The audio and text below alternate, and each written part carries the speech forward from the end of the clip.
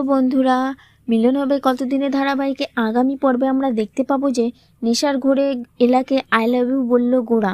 হোলির উৎসবে সবাই এলাদের বাড়িতে যায় এবং সেখানে ময়নাককেও ডাকা হয়।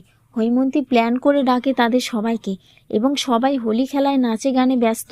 তখন হৈমন্তী ময়নাককে বলল যে ময়নাক, আমাদের বাড়ির দলিলটা কোথায়, ওটা ফিরিয়ে দাও। কিন্তু ময়নাক হৈমন্তীর কথার কোনো জবাব দেয় না।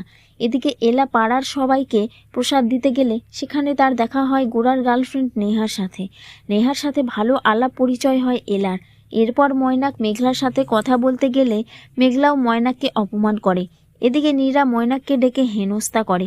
তারপর ময়নাক ভাবে যে করো কি করবে, এরপর আমার খেলা। তখন ময়নাক ঘোলের মধ্যে নেশা মিশিয়ে সেটা এলার মামিকে হাতে দিয়ে গোরাকে খাইয়ে দেয় এবং সেটা খাবার পর গোরার হঠাৎ করে মাথা ঘুরতে শুরু করে এবং ঘোড়া এলাকে খুঁজতে শুরু করে আর মনে মনে ভাবে যে কি হয়েছে আমার, আমি এরকম কেন করছি, কেন আমার এলার কথা মনে পড়ছে এত।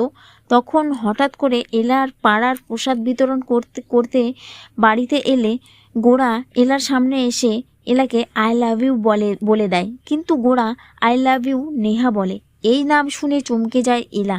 তাহলে বন্ধুরা, গোরাকে কি ভুল বুঝবে এলা, নাকি সব রাগ অভিমান মানের পাহাড় ভেঙে এক হবে গোরা ও এলা? জানতে হলে অবশ্যই আমার চ্যানেলটিকে সাবস্ক্রাইব করুন।